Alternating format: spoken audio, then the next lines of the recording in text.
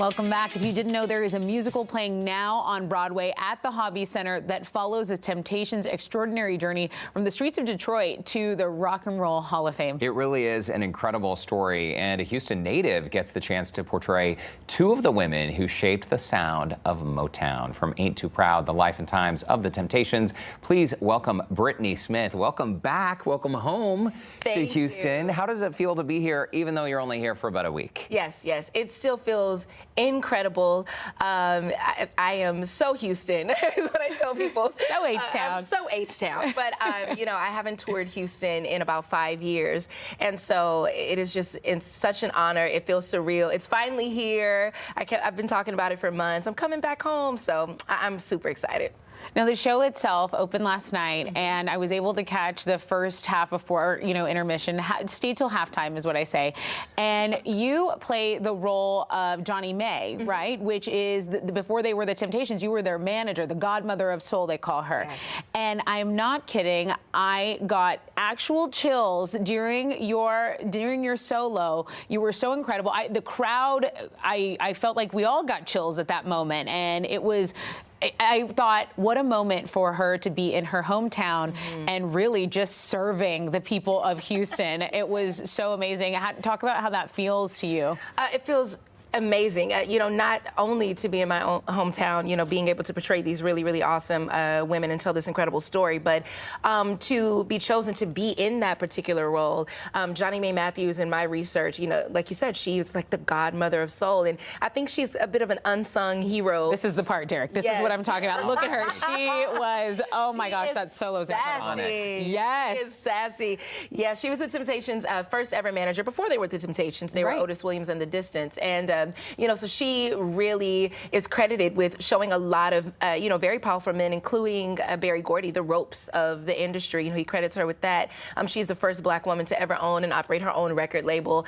And so, she is just really, really cool to be able to embody that kind of strength, that kind of power, that kind of no-nonsense, sassy attitude with a little bit of humor. Right, which is why, you're H-Town. I feel like you fell into that role. No wonder, of course they picked you. Of course you're her. Like.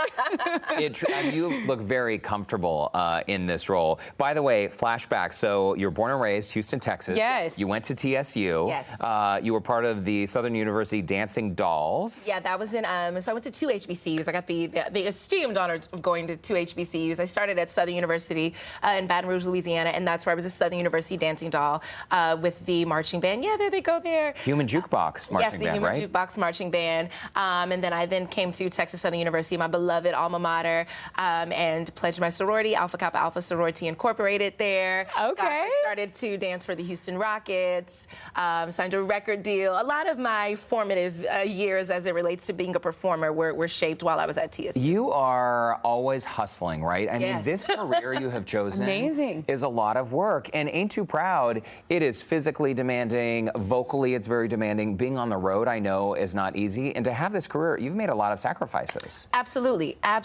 And especially when I speak to young people and aspiring artists, I like to keep it very real with them and let them know that this is such a brilliant, wonderful, rewarding, enchanting career. But, it does come with those particular challenges and sacrifices, just like with anything that you really want in life.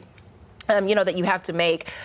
Being on the road, you start to find your way, you start to find your niche, and you start to find things that make road life home for you. But you do have those moments in the hustle and bustle of it all where you miss things with your family and with your friends, and weddings and birthdays and concerts that you want to go to and vacations that you want to take. Sometimes you have to kind of sacrifice those things for the greater good of the career.